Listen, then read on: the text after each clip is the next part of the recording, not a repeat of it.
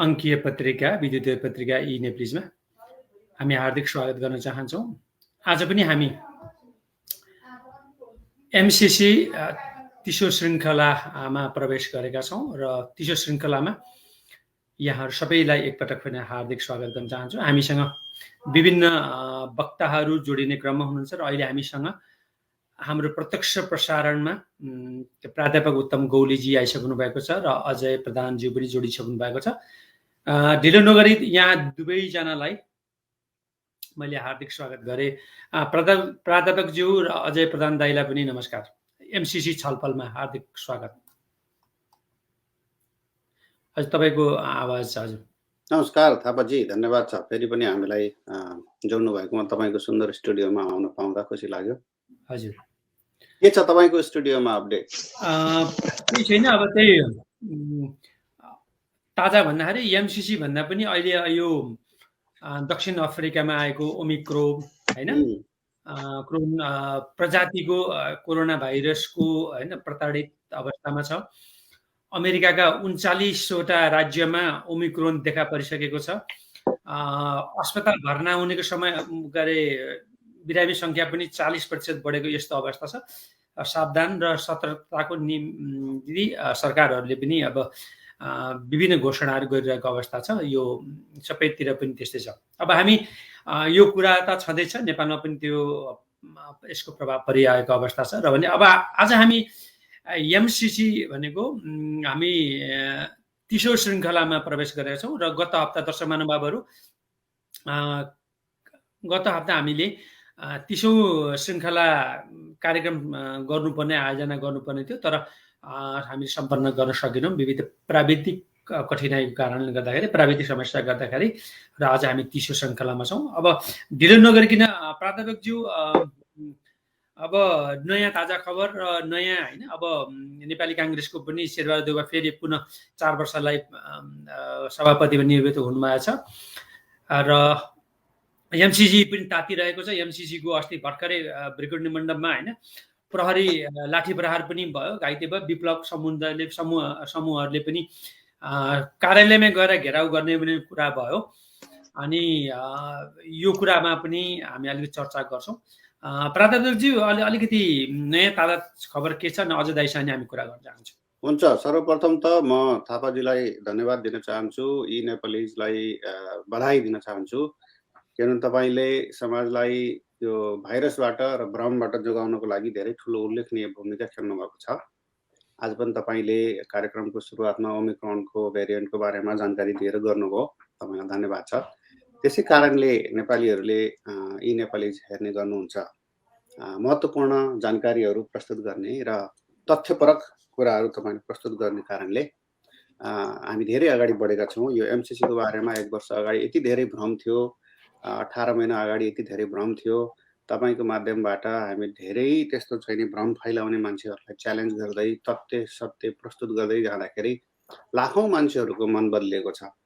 आजको यो खुल्ला कार्यक्रममा हाम्रो क्यानाडाबाट सन्धि विशेषज्ञ अजय प्रधानज्यू पनि जोडिनु भएको छ। नेपालबाट सन्तोष प्रधानजी जोडिने प्रयासमा हुनुहुन्छ। उहाँ चाहिँ हाम्रो झन्डै नियमित जस्तो एउटा स्तम्भकार जस्तै सधैँ जोडिने गर्नुहुन्थ्यो काठमाडौँबाट। आज उहाँको केही प्राविधिक समस्या पर्यो अथवा के भयो, उहाँ मेरो सम्पर्कमा हुनुहुन्थ्यो। म चाहिँ एउटा ठुलो कन्फरेन्समा बिजी भएको कारणले लास्ट इयर चाहिँ नि हामी यसरी प्रत्यक्ष प्रसारणमा आउन सकेनौँ। तर मैले एकछिन खोलेको थिएँ, जुम खोलेको थिएँ, त्यसमा चाहिँ नि कोही नआएपछि मैले बन्द गरेँ। फेरि सन्तोष प्रधानजीले मलाई फोन गरेर के हो आज हुँदैन कि भन्नुभएको थियो। मैले अब अर्को हप्ता गरौँ न भने सायद उहाँ अरू कुनै पनि बेला यहाँ जोडिन पनि सक्नुहुन्छ। उहाँलाई मैले यो जुमको आइडी र पासवर्ड पठाएको छु र डाइरेक्ट स्टुडियोको लिङ्क पनि पठाएको छु। उहाँ आउनुभयो भने उहाँसँग हामी इन्टरेक्ट गर्नेछौँ। तर उहाँले चाहिँ नि एउटा विरोध गर्ने मान्छेहरूको पक्षको कुराहरू ल्याएर केही प्रश्नहरू सोधेर हामीलाई धेरै सहयोग गर्नुभएको छ। गत कार्यक्रममा पनि हाम्रो सन्धि विशेषज्ञज्यू र म बसेर उहाँलाई यो भाषाको बारेमा, जुन सम्झौताको भाषाको बारेमा उहाँको बढी रुचि रहेको छ। उहाँले चाहिँ नि यस्तो खालको ल्याङ्ग्वेज लेखेर नेपालको सार्वभौम सत्तालाई डोमिनेट गरेको छ भन्ने उहाँलाई एउटा भ्रम परेको रहेछ। र र हाम्रो सन्धि विशेषज्ञज्यूले सम्झाउनु भयो यस्तो खालको ल्याङ्ग्वेज त दुईटा इक्वल पार्टीको बिचमा मात्रै हुन्छ। त्यसकारणले हामी यो सन्धिबाट यो सम्झौताबाट ठगिएका छैनौँ, बरु यो गरिबी निवारण गर्ने गैर सैन्य कार्यक्रमको माध्यमबाट नेपालको धेरै ठुलो 17% भनिन्छ नेपालमा, तर कर्णाली प्रदेशमा चाहिँ 39% सम्म गरिबी रहेको कुरा छ। त्यसकारण हामीले गरिबी निवारण गर्ने र सबै नेपालीको 2 करोड 33 लाख नेपालीको आय आर्जनमा इन्कममा प्रत्यक्ष प्रभाव पार्ने, उनको जनजीवनमा प्रत्यक्ष प्रभाव पार्ने एउटा ठुलो गरिबी निवारणको कार्यक्रम यो भएको हुनाले यसमा अरू विभिन्न किसिमका सन्देहहरू गरेर यो सार्वभौम सत्ताको कुरा जोडेर सैन्य परिचालनको कुरा जोडेर मान्छेहरूले जुन भ्रममा खास गरी केही नबुझेका मान्छेहरूले, खास गरी म साँच्चै भन्नु पर्दाखेरि अङ्ग्रेजी नबुझेका मान्छेहरूले, सम्झौता पढ्न नजान्ने मान्छेहरूले जुन किसिमको एउटा गरे, तर उनीहरूले त्यसबाट चाहिँ बुझाउनको लागि मद्दत पनि गरे। त्यसकारण ती सबै मान्छेहरूलाई हामीले धन्यवाद पनि दिनुपर्छ। अनि अब खुसीको कुरा के हो त भन्दा हजुरले अघि भन्नुभयो त्यो कन्टेक्स्टमा अहिले आएर के छ भने सबै राजनीतिक पार्टीका दलहरूमा पनि एक किसिमको यसको अन्डरस्ट्यान्डिङ बढेको पाएका छौँ हामीले। अहिले चाहिँ नि सायद भोलि साँझ नेपालमा सर्वदलीय बैठक बस्दैछ। यो सबै दलका मान्छेहरूलाई पनि के थाहा हुन गयो भने प्राविधिक रूपमा, आर्थिक रूपमा, सामाजिक रूपमा यो कार्यक्रम त सम्पूर्ण नेपालीहरूको लागि राम्रो रहेछ, गरिबी निवारणको लागि राम्रो रहेछ, हाम्रो आर्थिक समृद्धिको जग बसाल्ने कार्यक्रम रहेछ, हाम्रो विकासको पूर्वाधार बनाउने कार्यक्रम रहेछ भन्ने विषयमा सबै पार्टीका मान्छेहरू कन्भिन्स भएका छन्। एक दुईजना जसले पोलिटिकल पोइन्टको रूपमा यसलाई खोप भाजनको रूपमा प्रयोग गर्न चाहन्छन् उनीहरू बाहेक कुनै पनि ऱ्यासनल माइन्ड, कुनै पनि मेजर पार्टीले अहिलेसम्म विरोध पनि गरेको छैन। त्यसकारणले अब यसको लागि झन्झन राम्रो वातावरण बन्दै गएको छ। त्यसकारण ती सबै प्रश्न सोध्ने मान्छेहरूलाई म धन्यवाद दिन चाहन्छु र यी नेपालीलाई बधाई दिन चाहन्छु। थापाजी। हजुर, धन्यवाद डाक्टर साहब। लाइब्रेरियन धेरै धेरै धन्यवाद दिन चाहन्छु। लामो समयदेखि दर्शक महानुभावहरू हामीले 2021 को मेको पहिलो दोस्रो हप्तादेखि प्रारम्भ भएको एमसिसी अभियान यो श्रृङ्खला चाहिँ सम्भवतः नेपाली इतिहासकै सञ्चार माध्यममै यसरी लगातार निरन्तर रूपमा हामीले यसरी गरेको पहिलो हुन्छ कि भन्ने हाम्रो पनि दाबी छ।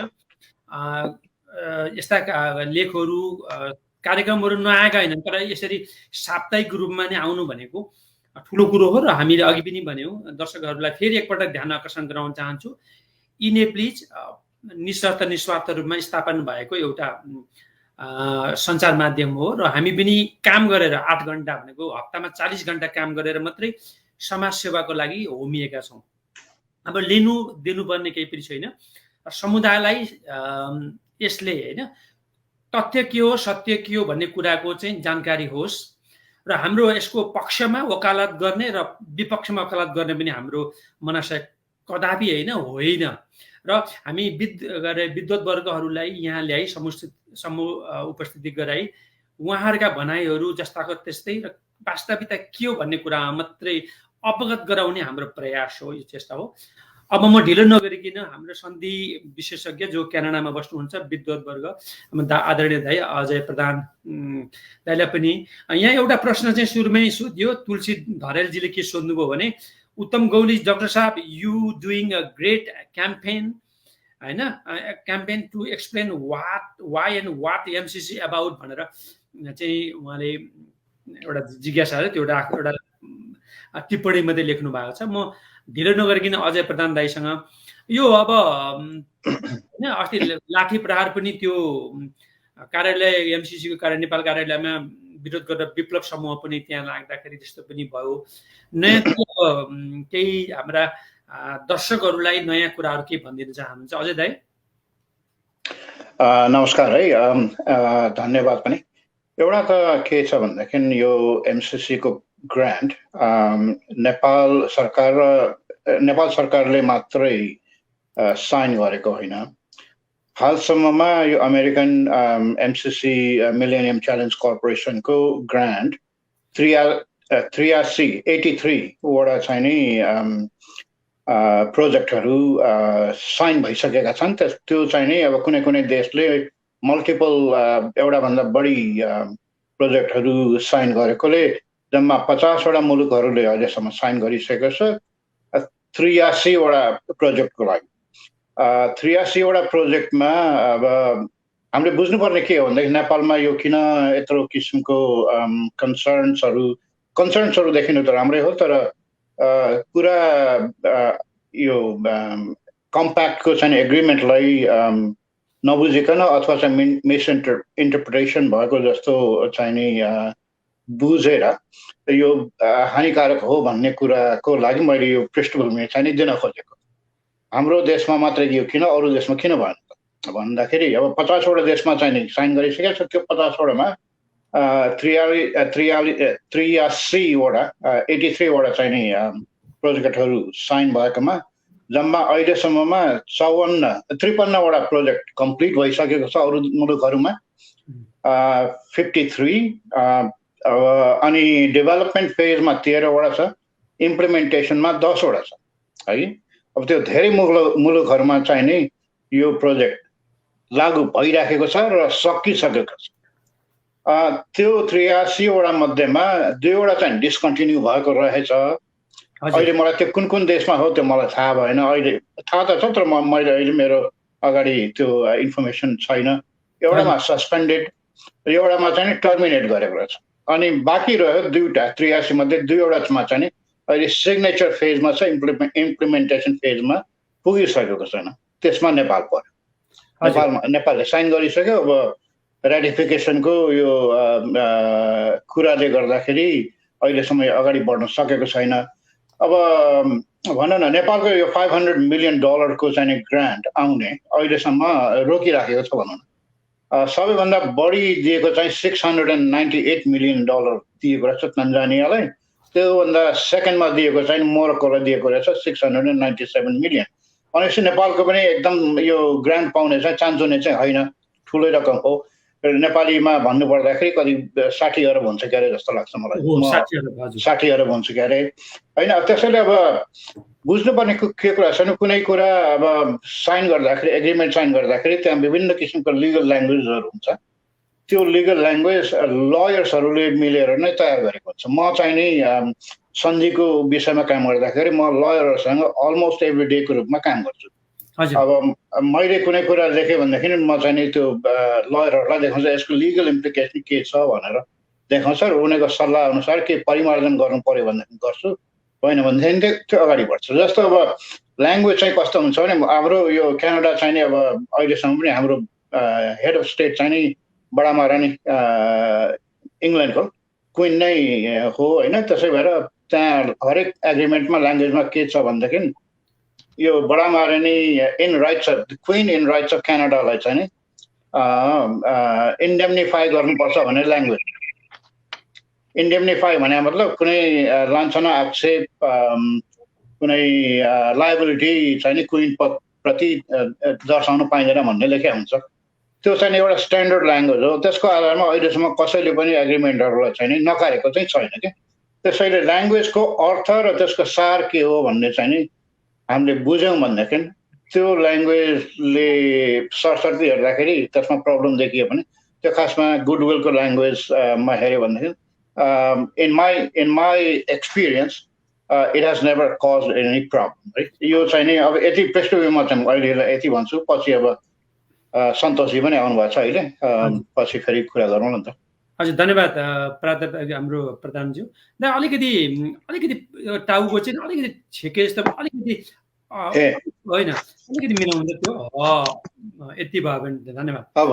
हजुर भयो धन्यवाद। भनेपछि मेरो फोनबाट गरेकोले यस्तो भयो। हजुर हजुर मैले अजर प्रधान दाइलाई पनि धन्यवाद दिन चाहे। भनेपछि अघि यहाँले भने जस्तै नि 83 वटा उसमा देशमा होइन। अब सबैभन्दा पहिलो तान्जानियालाई सबभन्दा बेसी दिएको, त्यसपछि मोरक्को, त्यसपछि नेपाललाई पनि दिने कार्यक्रम। नेपालमा खालि अब पहिलो दस्तखत गरिसकेको त्यो पनि जानकारी गराउनु भयो।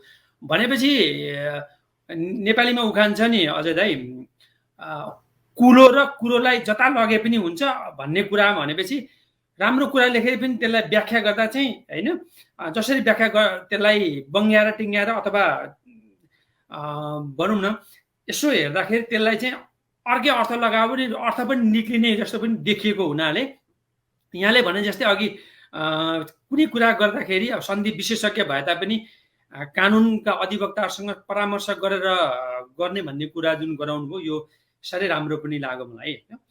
हाम्रो सन्तोषजी पनि सन्तोष प्रधानजी नेपालबाट प्रवेश गर्नुभएको छ। सन्तोषजी यहाँलाई पनि नमस्कार गरे अमेरिकाबाट।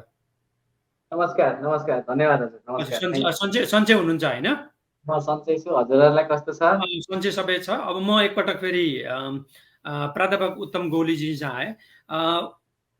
उत्तमजी अब यो प्राध्यापकजी अब अलिकति भनिदिनुहोस् त, यो यहाँ एकजना हाम्रो उसले लेख्नु भएको छ नि, धेरै यसमा राम्रो काम गरिरहनु भएको छ होइन, यसको बारेमा जानकारी गराइरहनु भएको छ भन्ने कुरामा अझै तपाईँको थप जानकारी अजय प्रधान दाइपछि तपाईँलाई के लाग्छ, केही जोड्न चाहनुहुन्छ? त्यसपछि हामी सन्तोषजी पनि केही जिज्ञासा लिएर आउँछौँ। नै अब यो होइन, हामी सकारात्मकको दिशातिर गइरहेका छौँ नि। हाम्रो सन्तोषजीले पनि धेरै कुराहरू जति पहिला दाबी गर्नुभएको थियो त्यो सबै कुरा छोडिसक्नुभयो। हजुर। हाम्रो तुलसी धरेलजी चाहिँ नि मार्केटिङको स्पेसलिस्ट हो, एउटा अन्तर्राष्ट्रिय चाहिँ नि सम्बन्धको विशेषज्ञ पनि हो। नेपालमा गएर उहाँले धेरै कुरो एन्टरप्रेन्योरसिपको कामहरू गरेर राख्नु भएको छ। उहाँले चाहिँ कमेन्ट लेखेको पाइयो, धन्यवाद छ तुलसीजीलाई। हाम्रो कार्यक्रममा पनि बेला बखतमा आएर हामीलाई इन्लाइटन गर्नुमा हेल्प गर्नुभएको थियो। त्यस कारणले सन्धि सम्झौता बुझेका मान्छेहरूले, पढेका मान्छेहरूले यसलाई चाहिँ अन्यथा अर्थ लगाएका छैनन्। अस्ति हाम्रो सन्तोष प्रधानजीले पनि स्वीकार गर्नुभयो, उहाँले कि अर्को अब मेलम्चीको परियोजना लगायतका यस्ता चाहिँ हाम्रो नेपालले गरेका सन्धि सम्झौताहरूको बारेमा उहाँको अध्ययन भएको छैन, हेर्न पाउनु भएको छैन। त्यस कारणले हतारमा निर्णय गर्दाखेरि, नबुझिकन कुरा गर्दाखेरि जुन किसिमको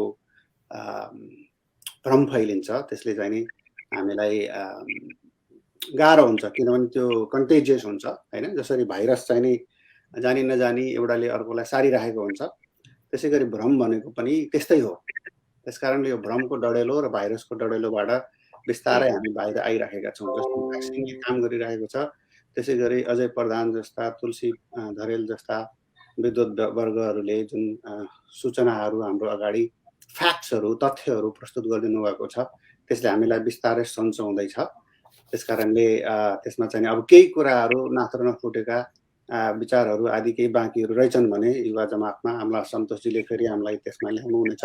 अब यसमा भन्नुपर्ने कुरा चाहिँ के हो भने अब सर्वदलीय बैठक बसेर यसलाई सर्वसम्मतिमा लाने भन्ने जुन कुरा नेपालबाट आयो त्यो भनेको अत्यन्तै स्वागत योग्य कुरा हो। यस्तो अवस्था थिएन, किनभने लाखौँ मान्छेलाई चाहिँ जुन किसिमले एजुकेट गर्नमा केही ट्रुथ टेलरहरूले जुन साथ दिए त्यसको लागि चाहिँ हामी एकदमै आभारी हुनुपर्छ।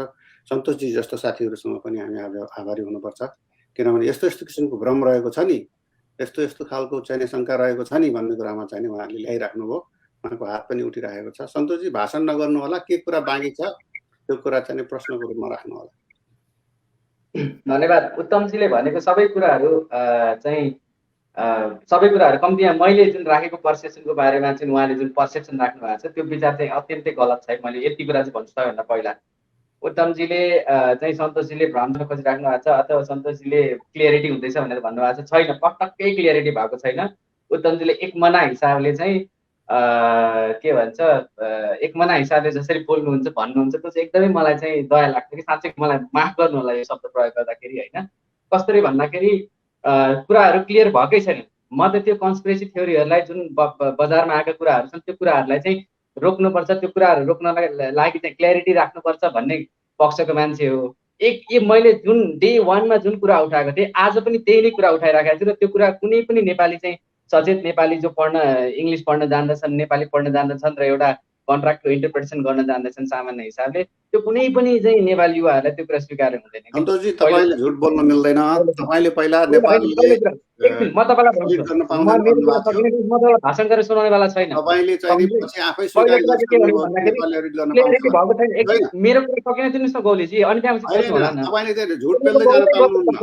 बुझाइ प्रस्तुत गर्नुहुन्छ के तपाईले? मैले जे नेपाल सरकारले अडिट गर्न पाउँदैन, तपाईले विरोध गर्नुभएको थियो। त्यसपछि नेपाल सरकारले अडिट गरेको तपाईँले आफै देखेपछि यो कुरा गलत रहेछ भनेर भन्नुभयो कि होइन? छैन, तपाईँलाई मैले यो कुरा गलत रहेछ भनेर भनेकै छैन। म तपाईँलाई स्वीकार्नु भएको छैन? मैले राखेको पोइन्टहरु सरकारले एमसीसी को अडिट गरेको कुरा तपाईँले स्वीकार्नुहुन्न? तपाईँले अडिटको कुरामा लगेर किन जोड्नुहुन्छ भने होइन, अडिटको कुरामा गर्दाखेरि स्वीकार गरिसकेको हो कि होइन? हो कि होइन? एक हिसाबले एकछिन पहिलो कुरा चाहिँ स्वीकार गरेको हो कि होइन भन्नुस् न। स्वीकार नगर्ने हो त्यसै झगडा गर्न आएको हो त कुरा अर्कै हो। कुरा गर्न आयो कि झगडा गर्न आयो? म तपाईँलाई कुरा तपाईँ बारबार अडिट गर्न पाउँदैन भनेर तपाईँले भन्नुभएको थियो। तपाईँको आँखा खुलेन? मेरो कुरा सकिनु दिनुहोस् तपाईँले। पहिला मेरो कुरा सकिनु, मेरो कुरा सकिनु, अनि त्यसपछि प्रश्न गर्नुहोस्। तपाईँले आफूले भनेको कुरा चाहिँ धारा 7 मा पढेर पक्नु तपाईँलाई। एकछिन तपाईँ नबोल्नुहोस् एकछिन। म तपाईँलाई के भन्छु भनेर भन्दाखेरि पहिला यो क्ल्यारिटी किन चाहिन्छ भन्ने कुरा म यहाँ राख्न चाहन्छु। म धारा यो बुझ्नु जरुरी छ नेपाली युवाहरुले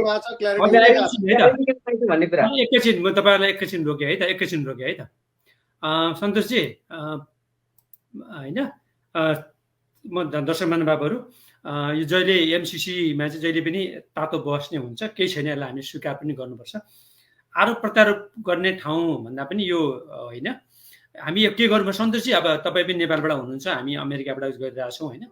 अब धेरै कुरा भन्दा पनि के भन्न चाहनुहुन्छ त्यो छोटोमा संक्षेपमा सारमा भनिदिनुस्। अनि किनभने हाम्रो यहाँ सन्धि विशेषज्ञ पनि त्यहाँ हुनुहुन्छ कि उहाँले पनि तपाईको कुरालाई सम्बोधन गर्नुहुन्छ, उत्तमजीको कुरालाई पनि उहाँले गरिदिनुहुन्छ। सन्तोषजी छोटोमा मिठामा है, आरोप प्रत्यारोप भन्दा पनि यस्तो म हो या होइन भन्दा पनि खाली कुरा जिम्मा लिन नसक्ने हामीलाई दया लाग्यो रे। पहिलो कुरा म यहाँ बोल्दैछु, बोलिसकेपछि बुदागत रूपमा त्यो कुरालाई काट्नु होला है। मेरो हार्दिक अनुरोध छ तपाईलाई।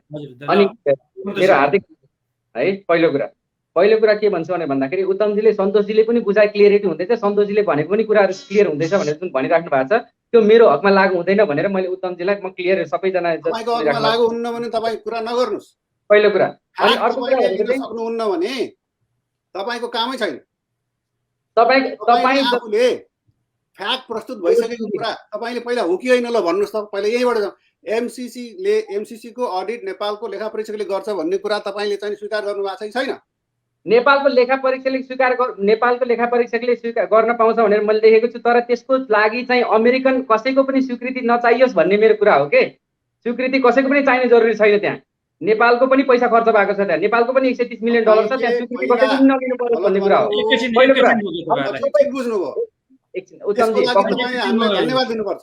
म उत्तमजीलाई रोके है त। अजयजी अझ यो उहाँहरूको जुन बस छ नि एकपटक यो भनौँ न लेखा परीक्षणमा चाहिँ पाउँछ कि पाउँदैन भन्ने कुरामा चाहिँ अजयजी तपाईँ आफै नै चाहिँ सन्धि विशेषज्ञ भएको हुनाले आँखा खोलिसके मेरो खुल्दैन भनेर आँखा चिम्लिन्छु भनेर हुन्छ?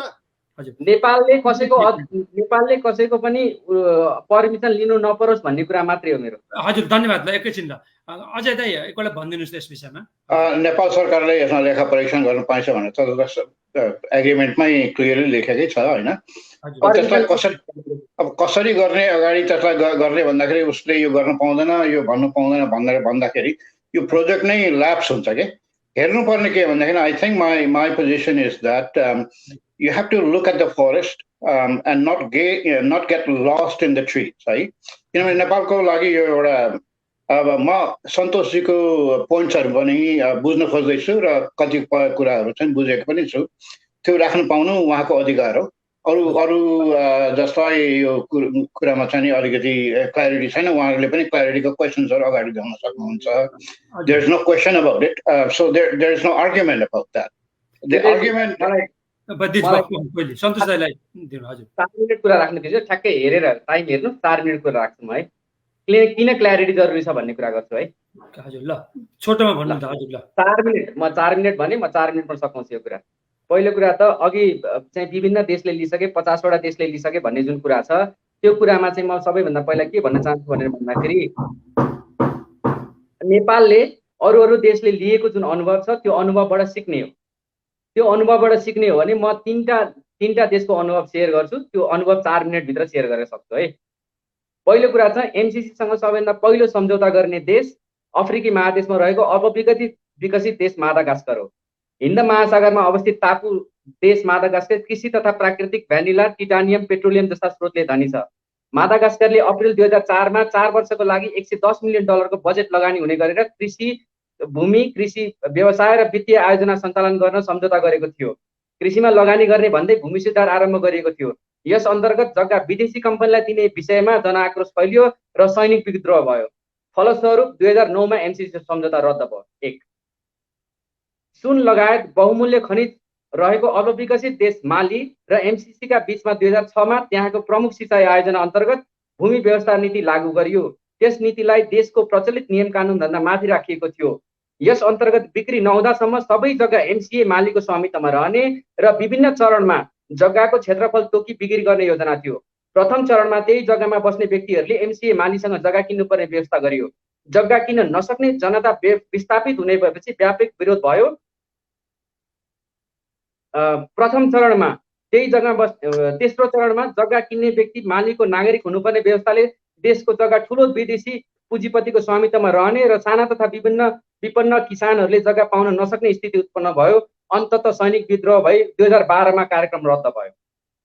Nicaragua 2005, Benin 2006, Ghana 2006, लेसेटो 2007, Mozambique 2007, Mongolia 2007, Burkina Faso 2008 र एमसीसी का बीच भएका सम्झौताहरू पनि भूमि सुधार र सम्पत्तिको स्वामित्व सहितको कार्यक्रम रहेको पाइन्छ। यी देशहरूमा भूमिको निजीकरण गरी विदेशी पुँजीपतिहरूको स्वामित्व स्थापित हुने कार्यक्रम को स्वरूप रहेको देखिन्छ।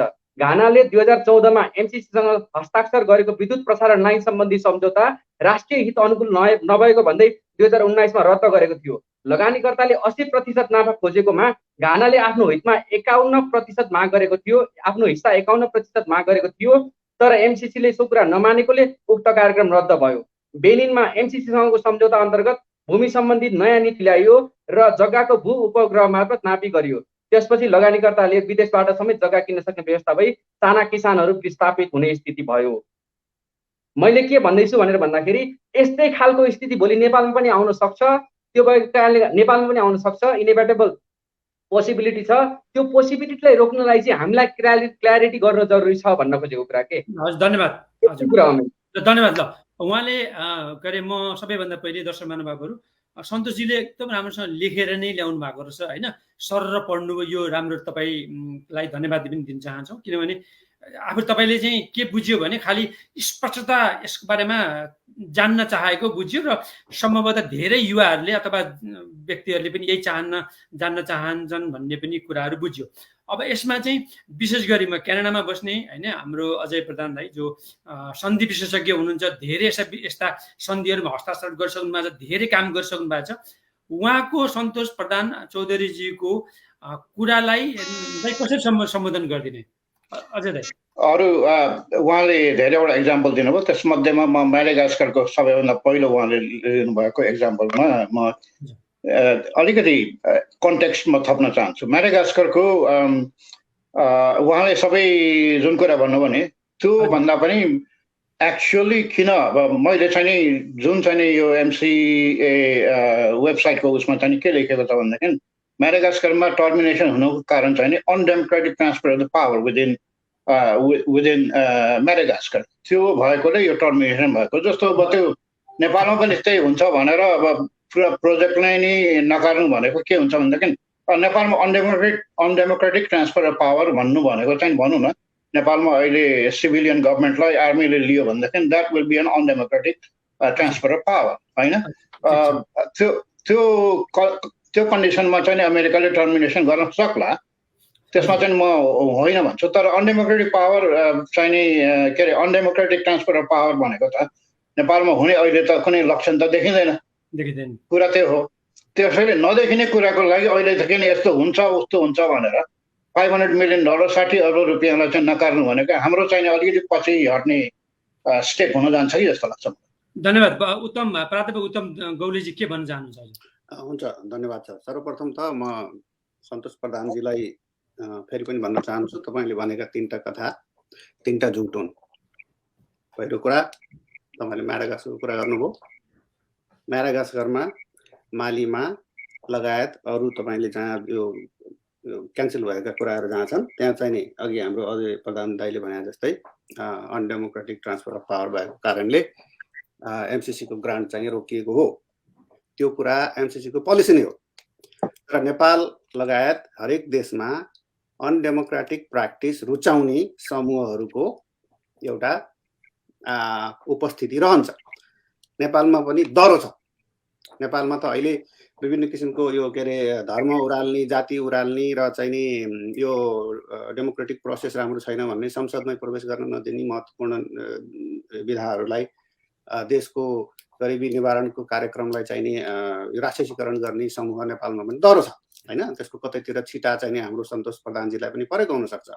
नेपालमा तपाईहरुले हेर्नुभयो होला एउटा डेमोक्रेटिक उन्नत समुन्नत के एडभान्स डेमोक्रेटिक पार्टी भन्ने खोलेर बसेको छ एकजना सन्तोष नेपाल भन्ने मान्छे हैन, के अरे स्वागत नेपाल भन्ने मान्छे। सायद उसको पनि प्रभाव परेको हुन सक्छ कतिपय मान्छेहरूलाई। उसको भनाइ के रह्यो भने त्यो रातामाटेमा जुन जग्गा खरिद गरिएको थियो त्यो चाहिँ नि अमेरिकाको हो, त्यहाँ आएर आर्मी बस्छ, नेपालको स्वामित्वमा पनि हुन्न भनेर भनेर त्यो विश्वास गर्ने मान्छेहरूको समूह पनि ठुलै छ। वास्तवमा चाहिँ नि त्यहाँ थुप्रै मान्छेहरूलाई चाहिँ नि उसले रुवाइदियो। त्यो जसले जग्गा बेचे, खुसी खुसी जग्गा बेचेर गए नेपाल सरकारलाई भनेर, तर तिनी मान्छेहरूलाई फेरि उसले बोलाएर तपाईहरुले चाहिँ नि अमेरिकन आर्मीलाई जग्गा बेच्नुभयो, अब यहाँ बसेर तपाईको छोरीचेलीलाई रेप गर्छ, तपाईहरुले हेरिराख्नुपर्छ भनेर उसले त्यो भनेपछि त्यहाँ मान्छेहरू रोएको भिडियो नेपालभरि प्रसार भयो। त्यसकारणले अत्यन्तै यो हैन सामाजिक सञ्जालमा यस्ता झुटा कुराहरू पनि यस्तो कुराहरूले चाहिँ सन्तोष प्रधानजी लगायतका थुप्रै मान्छेहरूलाई प्रभाव पार्छ। र त्यो कुरा मालीमा पनि भएको हो, म्याडागास्करमा पनि भएको हो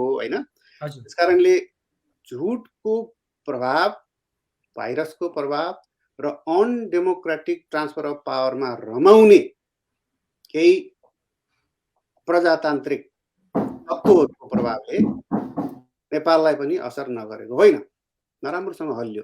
त्यसकारण त त्यसै कारणले हामीले एजुकेट गर्नुपर्छ भनेर हामीले चाहिँ एउटा डेमोक्रेसीको स्पिरिटमा हामीले आफ्नो काम छोडेर, आफ्नो परिवारसँग दिने समय छोडेर हैन, अमेरिका क्यानाडा जस्तो ठाउँमा प्रत्येक घण्टा मान्छेले पैसा कमाउन दुगुर्छन्, हामीले ती कुराहरूलाई छोडेर यो चाहिँ यहाँ आएर साथीभाइहरूलाई एजुकेट गर्ने प्रयासहरू हामीले आफ्नो इमानदारीका साथमा प्रयास गरेको। त्यसकारणले नेपालमा पनि अनडेमोक्रेटिक प्र्याक्टिसको कुरा र त्यो ट्रान्सफर अफ पावरको सम्भावना म देख्छु, त्यो जीवितै छ हैन। किनभने सन्तोष प्रधान जस्ता यङ मान्छेहरू त्यो कुरामा रमाउनु, मुस्कुराउनु र एउटा एउटा स्पिरिटमा काम गरिरहेको दाजुभाइलाई चाहिँ आरोप लगाउनु, तमाथि म दया राख्छु भन्नु हैन, त्यो टोन हेर्नुहोस् त कुरा हैन। जे भए पनि दाजुभाइ भएर यहाँ हामी काम कुरा गरिराखेका छौँ हैन। अनि यस्तो देखेँ दाइ मैले के हो भनेर भन्दा पनि सकिन्थ्यो हैन, तर तमाथि दया राख्छु भनेर उहाँबाट चाहिँ उसले बाबागिरी गरिरहेछ। त्यो भनेको के हो भन्दाखेरि त्यो एउटा उन्माद हो। त्यो उन्मादले के गर्छ भन्दाखेरि देशलाई दुर्घटनामा पुर्याउँछ हैन। हामी एउटा नेल्सन मण्डेला जस्ता मान्छेहरूले, तपाईको चाहिँ नि डेस्मन्ड टुटु जस्ता मान्छेहरूले, कोफी अनान जस्ता मान्छेहरूले गरिबी घटाउनको लागि ल्याएको कार्यक्रमलाई सैन्य कार्यक्रम हो भनेर जोडेर हुने नहुने कुराको चाहिँ भ्रम फैलाएर नेपालमा चाहिँ सैनिक विद्रोह भयो, आन्दोलन विद्रोह भयो भन्ने खालको कुराहरू यिनीहरूले चाइना पठाइराखेका छन् हैन। त्यो ग्लोबल टाइम्समा चाहिँ नि समाचार छापिया छ भनेर चाहिँ नेपालमा प्रचार गर्छन्। मैले हेरेँ ग्लोबल टाइम्समा के लेखेको रहेछ भनेर नेपाली विश्लेषकका अनुसार नेपालमा चाहिँ नि एमसिसीको विरोध भएको छ भनेर लेखेको रहेछ हैन। त्यो अनडेमोक्रेटिक कन्ट्रीहरूले के गर्छ भने त्यसलाई फ्युलिङ गरिदिन्छ, किनभने यो त डेमोक्रेटिक प्रोसेस हो। जनता खुसी भयो भने डेमोक्रेसी बलियो हुन्छ, डेमोक्रेसी बलियो भने तानाशाहले राम्रो मान्दैन। अनि अनडेमोक्रेटिक प्रोसेसमा सबैलाई घाटा छ हैन। तपाईँ हेर्नुहोस् नर्थ कोरिया अस्ति मात्रै चाहिँ नि त्यो किम जोङ इलको चाहिँ श्राद्ध गर्ने भनेर 11 दिनसम्म मान्छेले हाँस्नु नपाउने नियम बनाएको छ। अब त्यो त्यस्तोतिर किम जोङ इलको पूजा गर्ने, किम जोङ उनलाई हिरो मान्ने नेपालमा सन्तोष प्रधान जस्ता धेरै साथीहरू नेपालमा छन्। तर त्यो के हो त भन्दाखेरि त्यस्तोलाई म के भन्न चाहन्छु भने सन्तोषलाई डाइरेक्ट भनेको होइन, त्यसको उहाँलाई प्रभाव परेको हुनसक्छ। त्यो भनेको के हो भन्दाखेरि आँखा नखुलेको प्राणी हो हैन। के हो त डेमोक्रेसी भनेको के हो, गरिबी निवारण भनेको के हो, जेनरसिटी भनेको के हो, ह्युम्यानिटी भनेको के हो, ह्युमन राइट्स भनेको के हो, कसरी चाहिँ हामीले फ्रिडम इन्जोय गर्न पाउँछौँ, कसरी हामीले सबैको लागि अवसरको सिर्जना गर्न सक्छौँ, कसरी इकोनोमिक डेभलपमेन्ट गर्न सक्छौँ, कसरी इन्फ्रास्ट्रक्चर बनाउन सक्छौँ, इन्टरनेसनल रिलेसनसिप भनेको के हो, इकोनोमिक्स भनेको के हो, यस्तो कुरा नबुझेको हुनाले नेपाललाई वर्षौँसम्म 100औं वर्षसम्म गरिबीको चङ्गुलमा फसाइराखे। आँखा नखुलेका प्राणीहरूले नेपाललाई शासन गरेको हुनाले नेपाल अहिलेसम्म गरिबीको चङ्गुलबाट बाहिर आउन नसकेको हो। त्यसकारण अब बिस्तारै बिस्तारै आँखा खोल्दै जानुपर्छ भनेर हामीले स्वयम्भूका आँखा कार्यक्रम सञ्चालन गरेको। किनभने स्वयम्भूका आँखा गौतम बुद्ध नेपाल छोडेर जानुभयो, विदेशमा गएर उहाँले पनि केही कुरा सिक्नुभयो, बुझ्नुभयो, संसार फरक रहेछ भनेर उहाँले देखाउने प्रयत्न गर्नुभयो। सारा संसारले मान्यो होइन। अजय प्रधानलाई हेर्नुहोस्, एउटा बुद्धको रूप हो। क्यानाडाको सरकारले उहाँलाई सन्धि विशेषज्ञ भनेर हायर गरेको छ, नेपालले चिनेन। हेर्नुहोस् है, नेपालमा सन्तोष प्रधान जस्ता मान्छे बुरुक बुरुक गर्छन्, तर उही प्रधान हो नि अर्को अजय प्रधान, उसले अन्तर्राष्ट्रिय सन्धि सम्झौता कस्तो हुनुपर्छ भन्ने विषयको एउटा विशेषज्ञता हासिल गरेर यस्तो हुन्छ है भन्दा नेपाली माया लिएर है त्यहाँ उता आफ्नो जान छोराछोरीको समय, आफ्नो जागिरको समय छोडेर अहिले चाहिँ क्यानाडामा अहिले कति 6 पनि बजिसकेको छैन, बिहान उठेर चिया खाँदै आफ्नो दाजुभाइ दिदीबहिनीलाई पनि अलिकति एजुकेट गरौँ भनेर पैसा नलिएर फ्रीमा आएर यो कुरा 2-4 कुरा भनेको स्वागत छ भन्नु छैन, धन्यवाद छ भन्नु छैन, ए तपाईँ मलाई दया लाग्यो भन्छ एकजनाले काठमाडौँबाट। माया लागिरहेको छ, साँच्चैको माया लागिरहेको छ, किन लागेर हुन्छ तपाईहरुको विद्वता देखेर साँच्चैको गौलीजी। 5 मिनेट बोल्नुभयो, म बोलौँ अब? 5 मिनेट बोल्नुभयो, मैले सुने, म बोलौँ? होइन हजुर, धन्यवाद। एकैछिन सन्तोषजी, विवाद गर्नु पनि औचित्य छ। सन्तोषजी, म तपाईँलाई भने होइन, अघि पनि 4 मिनट बोल्नुभयो होइन, सबै कुरा भन्नुभयो होइन, तपाईँको होइन, तपाईँले त खालि पढेर मात्रै भन्नु, विशेषज्ञहरू प्राध्यापकहरू हुनुहुन्छ, उहाँले कुरा होइन के अरे तपाईँले जुन भन्नुभयो नि 3वटा राष्ट्रमा किन भएको रहेछ भन्ने कुरामा त यो उसमा नि लेखेछ नि, अप्रजातान्त्रिक भयो जहाँ चाहिँ सैनिक शासन, जस्तै म्यानमारमा त्यस्तो भयो भने नो देला त्यस्तो हटाउँछ, त्यस्तो भनेर चाहिँ एमसिसीको विधानमै उसमा कार्यक्रममा लेखेको हुनाले त्यो पनि भएको। तपाईँले त्यो त भन्नु 3टा दिनुभयो होइन, 3वटा 4टा दिनुभयो उदाहरण। अनि राम्रो पक्षमा होइन दोस्रो पल्ट लिएका तेस्रो पल्टमा चाहिँ तपाईँ चर्चा किन गर्नु न, खालि चाहिँ नराम्रो भएको कुराहरू गानाको पनि त्यस्तै भनिराखेको छ भाइले, मैले हेरेँ गानामा पहिलो तपाईँ एउटा मलाई भनिदिनुहोस्, राम्रो दोस्रो पल्ट लिएको देशहरूमा ले चाहिँ किन खुसी लिए, किन आउने कसनमा, त्यस विषयमा तपाईँ बोल्नुहोस् त, अनि तपाईँलाई म कुरा भन्दैछु। धन्यवाद। थाहै छैन के बोल्छ, भन त एक दुईटा राम्रो भन त। भन्नु त सन्तोषजी, दोस्रो पटक जुन लिएको छ नि, किन उनीहरूले लिए, किन देश उन्नति भएको छ कि छैन भनेर त्यस विषयमा मङ्गोलियाको कुराहरू भनिदिनुहोस्, त्यसो भनिदिनु न सन्तोषजी। ल पहिलो कुरा त के भन्छ, पहिलो कुरा त के भनेर भन्दाखेरि हरेक देशको आफ्नै टेन्डेन्सी हुन्छ। हरेक देशको सार्वभौमसत्ता, स्वतन्त्रता र स्वाभिमान के हो भन्ने आफ्नै टेन्डेन्सी हुन्छ हरेक देशको। हाम्रो नेपालीको टेन्डेन्सी के हो भन्ने कुरा चाहिँ सबैभन्दा पहिला हामीले डिटरमाइन गर्नुपर्ने कुरा छ है। साउथ अफ्रिकामा, जापानमा, अमेरिका चाहिँ सैनिक बेस क्याम्प नै छ, हामीले केही भनेको छैन, जरुरी छैन हामीलाई भन्नलाई, तिनीहरूको आफ्नो पोलिसी हो त्यो पहिलो कुरा। अर्को कुरा भनेको चाहिँ डेमोक्रेटिक गभर्मेन्ट भनेर भने चाहिँ तपाईहरु सबैजनालाई, हरेक नेपाली युवालाई र तपाईहरु सबैजनालाई म क्वेसन गर्छु। के क्वेसन गर्छु भनेर भन्दाखेरि जब ज्ञानेन्द्र बहादुर कार्कीले गएर साइन गर्नुभयो नि, त्यो बेलामा चुनाव अनाउन्स भइसकेको थियो देशमा। चुनाव अनाउन्स भइसकेपछि स्वतः सरकार कामचलाउ सरकार हुन्छ। कामचलाउ सरकारको अर्थमन्त्रीले देशको दीर्घकालीन भविष्यमा प्रभाव पार्न सक्ने कुनै पनि अन्तर्राष्ट्रिय सन्धि सम्झौतामा कुनै पनि देशमा प्र्याक्टिस छैन। कामचलाउ सरकारले त्यसरी साइन गर्न मिल्ने। ज्ञानेन्द्र बहादुर कार्की कामचलाउ सरकार भएको बेलामा गएर साइन गरेछ। एकैछिन सन्तोषजी, एकैछिन पक्नु, त्यसैको पहिले एक एकवटा जवाफ दिउँ है त। पहिले म प्राध्यापकज्यूलाई दिउँ, त्यसपछि सन्तोषजी उहाँले भनेको कुरामा के भन्न चाहनुहुन्छ? बडा राम्रो प्रश्न उठाउनु भयो। हजुर, राम्रो प्रश्न गर्नु सन्तोषजी, राम्रो उत्तर पाउनुहुन्छ है। सुन्नुस्, एकैछिन सन्तोषजी, एकछिन पर्खिनु, एकदम राम्रो प्रश्न गर्नुभएको छ। तपाईलाई म प्रश्न उठाइरहेको छु नि है गौलीजी, यसमा क्लियर हुनुहोस्। तपाईलाई प्रश्न उठाइरहेको छु, म सूचित जनतालाई सुसूचित गरिरहेको छु खास कुरा के भनेर। हजुर, ल सुसूचित गरिरहेको छु तपाईलाई प्रश्न, तपाईसँग प्रश्न उत्तर लिन आएको होइन म यहाँ। के हुन्छ भने डेमोक्रेटिक कन्ट्रीको प्रोसेस के हुन्छ भने कुनै एउटा मन्त्री गएर सिग्नेचर गर्दैमा त्यो जनताको मत हो वा होइन भन्ने कुराको निर्धारण हुँदैन। त्यसकारणले यसलाई सार्वभौम जनताको सार्वभौम संसदमा सार्वजनिक रूपमा पारदर्शी रूपमा छलफल गरेर त्यसको ठिक बेठिक छुट्याउने अधिकार हुन्छ। त्यसकारणले ज्ञानेन्द्र कार्कीले मात्रै सही गरेर भएन, प्रचण्डले मात्रै सही गरेर भएन, केपीले मात्रै सही गरेर भएन, देउबाले मात्रै सही गरेर भएन, यो सार्वभौम नेपाली जनताले यसलाई गिफ्टको रूपमा स्वीकार्छन् कि स्वीकार्दैनन्, हामीलाई त्यो कुराको सुनिश्चितता चाहियो भनेर भनेको कारण के हो त भन्दाखेरि डेमोक्रेटिक प्रोसेसको र अनडेमोक्रेटिक प्रोसेसको फरक त्यही हो। उहाँले चाहिँ दुईटा कुरा गरिरहनु भएको छ, सन्तोषजी लगायतका साथीहरूले। सन्तोषजीको दोष होइन यो, उहाँहरूले अरूको टकिङ पोइन्ट ल्याउनु भएको छ। उहाँले जब आफूले थिङ्किङ गर्न सुरु गर्नुहुन्छ, सन्तोष इज ब्रिलियन्ट, हेर्नुहोस् है, द्याट्स ब्रिलियन्ट क्वेसन। तर कुरो के आइरह्यो भने एकातिर संसदमा पास नगरिकन किन पैसा खर्च गर्यो भनिराखेको छ, अर्कोतिर संसदमा लानै पाइँदैन भनिराखेको छ। त्यो डिल्युजनल आँखा नखुलेका प्राणीहरूको कुरा नबुझ्ने समूहहरूको भिडबाट जे कुरा निस्किरहेको छ त्यो कुरा एउटाले अर्कालाई आफै एकै सासमा दुईटा कुरा आफै काट्छ क्या।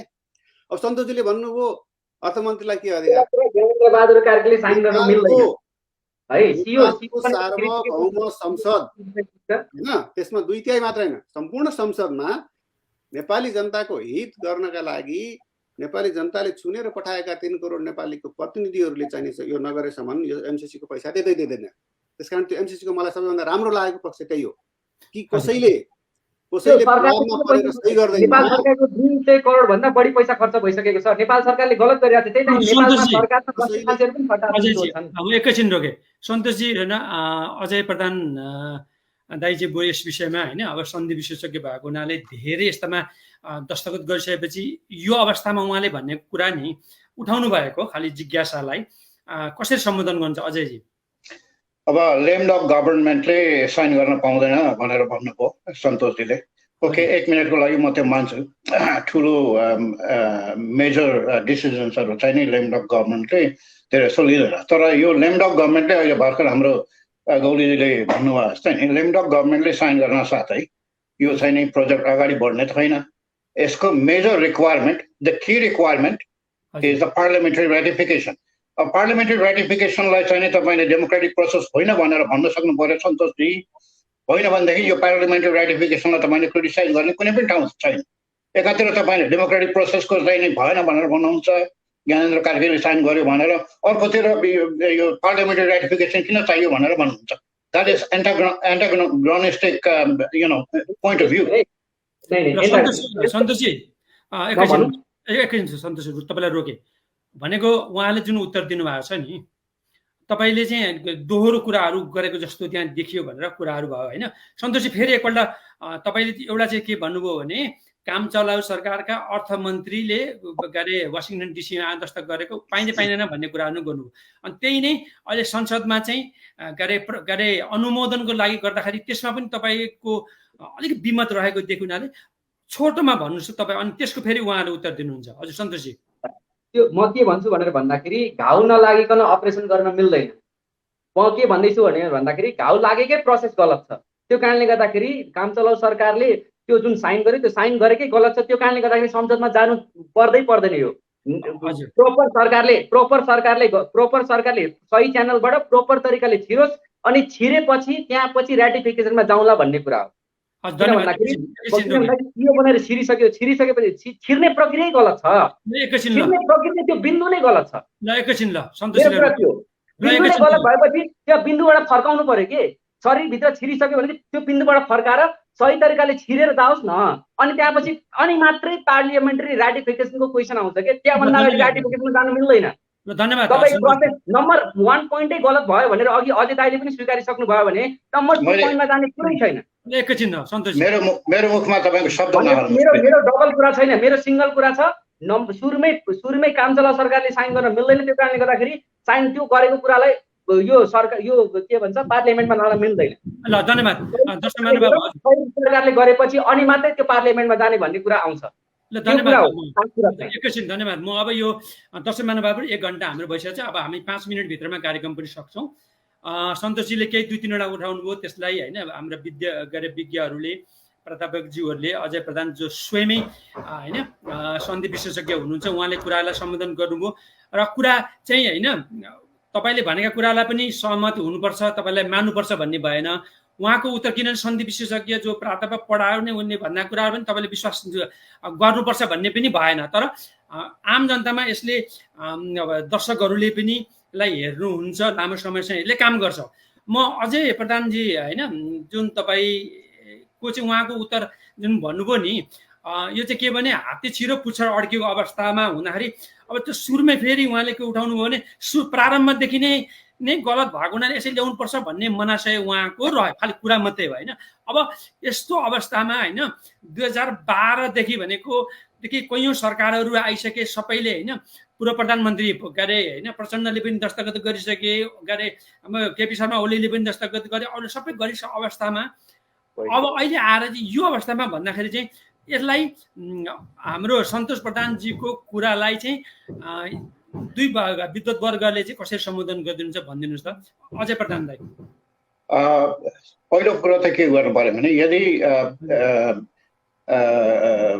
मिनिस्टरले साइन गर्दाखेरि हजुर त्यो प्रोसेस नै त्यही टुङ्गिने हो भनेदेखि त्यो चाहिँ नि त्यो बेलामा कुरौँ भन्ने हुन्थ्यो। तर यसमा मेजर रिक्वायरमेन्ट चाहिँ नि यो एग्रिमेन्टको major requirement parliamentary ratification which is the highest form of democratic practice in a liberal democracy like Nepal. यो तिनकुनेमा हल्ला गरेर त्यो गर्ने के अरे ऊ त होइन नि, यो पार्लियामेन्टमा इलेक्टेड मेम्बर्सहरूले डिस्कसन गरेर रेटिफाई गर्ने प्रोसेस हो। उनीहरूले रेटिफाई गर्न चाहेनन् भनेदेखि गर्दैनन्, द्याट्स अ डिफ्रेन्ट थिङ। तर रेटिफिकेसनको प्रोसेसलाई नै मान्दिनँ भनेर त मिल्दैन नि त। That's why Gyanendra Karki signed the agreement because that was not the end, that was not the terminal process. The terminal process is the ratification by the parliament. Document. हजुर एक उत्तम गोलीजी यसमा के उत्तर दिनुहुन्छ?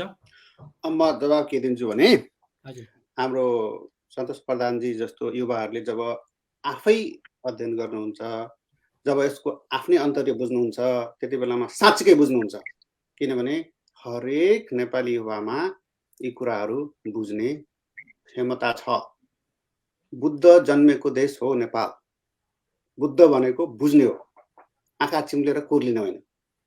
त्यसकारणले बुद्धत्व सन्तोष प्रधानले पनि देखाउनु भयो केही हदसम्म। तर थुप्रै झुटको भाडीको बाछिटाहरूले उहाँलाई हानिराखेको छ। माडागास्करको झुट कथा, मालिकको झुट कथा, घानाको चाहिने अर्ध झुट कथा, त्यस्तो त्यस्तो बोकेर उहाँले चाहिँ बिचारा टिपेर ल्याउनु भएको छ। धेरै दुःख मेहनत गरेर ल्याएर आउनु भयो। तर कमसेकम उहाँको चाहिँ कसरी त्यो कुरामा चाहिँ पुग्न गयो भन्ने कुराको तपाईँले उहाँको चाहिँ मानसिक दशाबाट तपाईँले देख्नुभयो होला।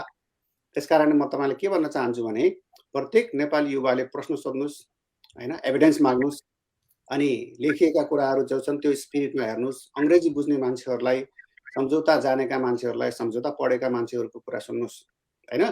जसले कहिल्यै पनि सम्झौता गरेन, जसले कहिल्यै पनि विकासको डिल गरेन, त्यस्ता त्यस्ता म ओकिलुम भन्ने जस्ता मान्छे होइन, जसले चाहिँ त्यत्तिकै मान्छे उराल निर्वाउने, त्यत्तिकै चाहिँ त्यो पोलिटिकल पोइन्ट बनाउने, अनि त्यो अनडेमोक्रेटिक प्रोसेसमा जान खोज्ने होइन, खास गरिकन चाहिँ यो प्रजातान्त्रिक प्रक्रिया नै ठिक छैन, संसदमा नै जान दिन हुँदैन भन्ने खालका मान्छेहरूको मनसाय नै कुत्सित हो। किनभने संसदमा जानु भनेको 3 करोड नेपाली जनताको राटिफिकेसनको लागि जाने हो। त्यो भनेको चाहिँ त्यहाँबाट फेल पनि हुनसक्छ।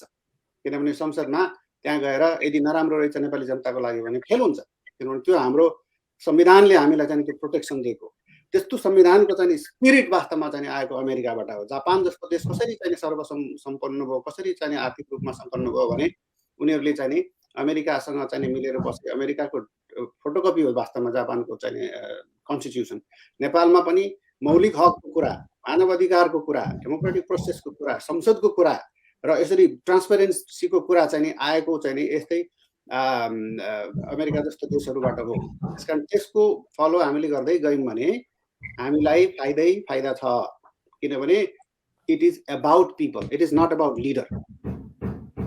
नेताले पैसा ल्याएर खान पाउने सिस्टमबाट अहिले के हुन जाँदैछौँ भने हामी जनताले, जनसहभागिता, जनआवाज, जनताले राटिफाई नगरेसम्म एमसिसीको पैसा आउँदैन। हेर्नुहोस् नेपालमा यस्तो मिसाल स्थापित भइराखेको छ।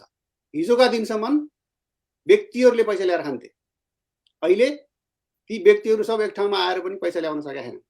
किन भन्दाखेरि यो पोलिटिसियनको प्रोजेक्ट होइन, यो नेपाली जनताको गरिबी निवारण गर्नको लागि कोफी अन्नान र नेल्सन मण्डेला जस्ता नेताहरूले दिएको प्रेसरका आधारमा अमेरिकी जनताले आफ्नो गाँस काटेर दिएको गिफ्ट हो यो। गिफ्टमा यदि कसैले तपाईँलाई संशय उत्पन्न गराउँछ र झुटको बाटोतिर लतार्न चाहन्छ भने तपाईँहरू नचिप्लिनुहोस्। यङ मान्छेहरू नचिप्लिनुहोस्, डेमोक्रेटिक प्रोसेसबाट नचिप्लिनुहोस्, किनभने हामी ठिक बाटोमा छौँ। We are in the right track, we are in the right path. र म सम्पूर्ण नेपाली नागरिकहरूलाई र नेतृत्ववर्गलाई पनि म सलाम गर्न चाहन्छु। म प्रचण्डजीलाई, शेरबहादुर देउबाजीलाई, केपी ओलीजीलाई, इभन लीलामणि पोखरेलजीसँग हिजो कुरा भएको थियो। म तपाईँहरूलाई सबैलाई सलाम गर्न चाहन्छु, जुन स्पिरिटमा तपाईँहरूले चाहिँ नि भोलि आइतबारको दिन एउटा सर्वदलीय बैठक बस्दै हुनुहुन्छ।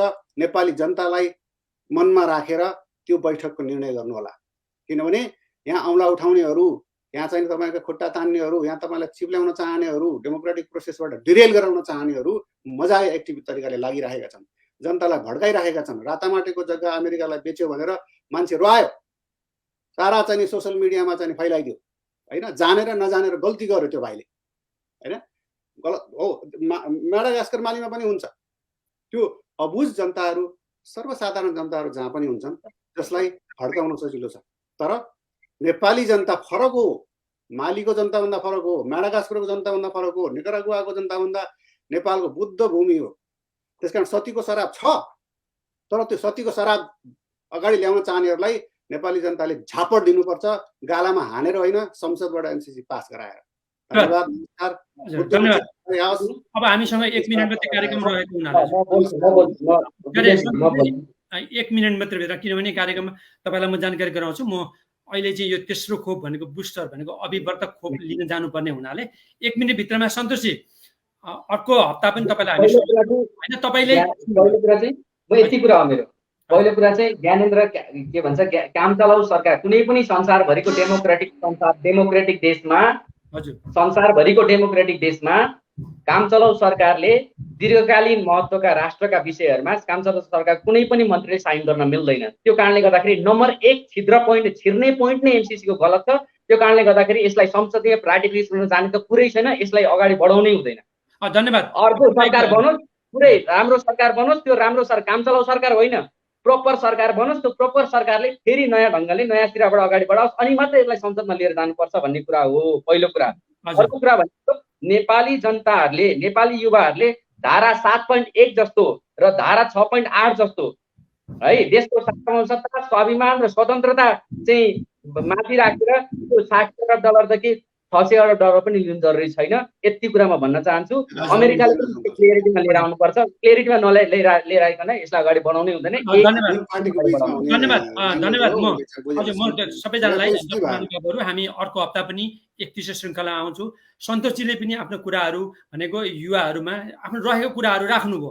अब उहाँको कुरा नै लागू हुनुपर्छ भन्ने छैन, उहाँको कुराहरू विचार हो, हामीले सुन्ने हो र हाम्रो प्राध्यापक जीवनले यसलाई यथेष्ट रूपमा सबै कुराहरू स्पष्ट बनाउन सक्नुभएको छ। सबैजनालाई यहाँलाई धन्यवाद दिँदै कार्यक्रमबाट हामी बिदा हुन चाहन्छौँ। धन्यवाद, नमस्कार।